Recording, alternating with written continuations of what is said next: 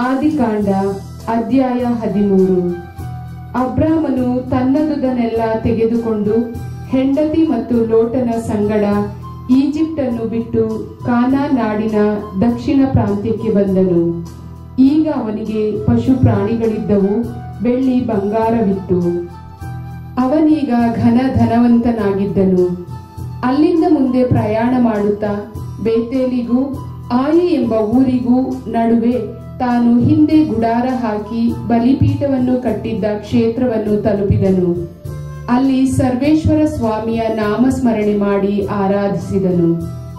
ಅಬ್ರಾಮನ ಜೊತೆಯಲ್ಲಿದ್ದ ಲೋಟನಿಗೆ ಕುರಿ ಮಂದೆಗಳು, ದನ ಕರುಗಳು, ಗುಡಾರ ಬಿಡಾರಗಳು ಇದ್ದವು. ಈ ಕಾರಣ ಅವರಿಬ್ಬರ ಜೀವನಕ್ಕೆ ಅಲ್ಲಿ ಸ್ಥಳ ಸಾಲದೆ ಹೋಯಿತು. ಇಬ್ಬರಿಗೂ ಪಶು ಪ್ರಾಣಿಗಳು ಹೇರಳವಾಗಿದ್ದುದರಿಂದ ಒಂದೇ ಸ್ಥಳದಲ್ಲಿ ವಾಸವಾಗಿರಲು ಆಗಲಿಲ್ಲ.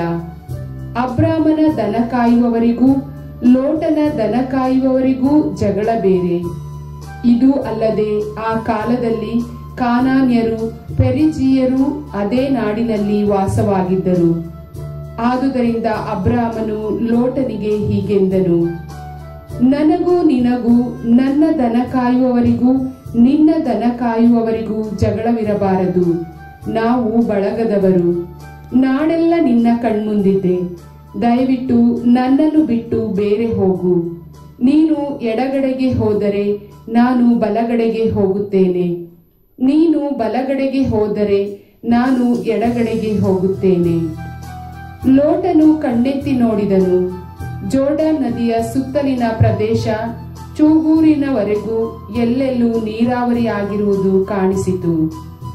ಸರ್ವೇಶ್ವರ ಸೊದೋಮ್ ಗೊಮೋರ ಪಟ್ಟಣಗಳನ್ನು ವಿನಾಶ ಮಾಡುವುದಕ್ಕೆ ಮುಂಚೆ ಈ ಪ್ರಾಂತ್ಯವು ಸರ್ವೇಶ್ವರನ ಉದ್ಯಾನವನದಂತೆ, ಈಜಿಪ್ಟಿನ ದೇಶದಂತೆ ನೀರಿನ ಸೌಕರ್ಯ ಪಡೆದಿತ್ತು. ಆದುದರಿಂದ ಲೋಟನು ಜೋರ್ಡನ್ ನದಿಯ ಸುತ್ತಲಿನ ಪ್ರದೇಶವನ್ನು ಆರಿಸಿಕೊಂಡು ಪೂರ್ವ ದಿಕ್ಕಿನ ಕಡೆಗೆ ಹೊರಟನು. ಹೀಗೆ ಅವರಿಬ್ಬರೂ ಬೇರೆ ಬೇರೆ ಆದರು. ಅಬ್ರಾಮನು ಕಾನಾನ್ ನಾಡಿನಲ್ಲೇ ವಾಸ ಮಾಡಿದನು. ಲೋಟನು ಜೋರ್ಡನ್ ನದಿಯ ಸುತ್ತಣ ಊರುಗಳಲ್ಲಿ ವಾಸ ಮಾಡುತ್ತಾ ಸೊದೋಮ್ಗೆ ಸಮೀಪದಲ್ಲಿ ಗುಡಾರ ಹಾಕಿದನು. ಸೊದೋಮಿನ ಪಟ್ಟಣದವರು ಬಹಳ ದುಷ್ಟರು, ಪ್ರಭುವಿನ ದೃಷ್ಟಿಯಲ್ಲಿ ಕಡು ಪಾಪಿಗಳು. ಲೋಟನು ಅಬ್ರಾಮನನ್ನು ಬಿಟ್ಟು ಹೋದ ಬಳಿಕ ಸರ್ವೇಶ್ವರ ಸ್ವಾಮಿ ಅಬ್ರಾಮನಿಗೆ, ನೀನು ಇರುವ ಸ್ಥಳದಿಂದಲೇ ದಕ್ಷಿಣೋತ್ತರ, ಪೂರ್ವ ಪಶ್ಚಿಮಗಳ ಕಡೆಗೆ ಕಣ್ಣೆತ್ತಿ ನೋಡು. ನಿನ್ನ ಕಣ್ಣಿಗೆ ಕಾಣಿಸುವ ಈ ಪ್ರಾಂತ್ಯವನ್ನೆಲ್ಲ ನಿನಗೂ ನಿನ್ನ ಸಂತಾನಕ್ಕೂ ಶಾಶ್ವತವಾಗಿ ಕೊಡುತ್ತೇನೆ. ನಿನ್ನ ಸಂತಾನದವರನ್ನು ಭೂಮಿಯ ಧೂಳಿನಷ್ಟು ಅಸಂಖ್ಯಾತರನ್ನಾಗಿ ಮಾಡುತ್ತೇನೆ.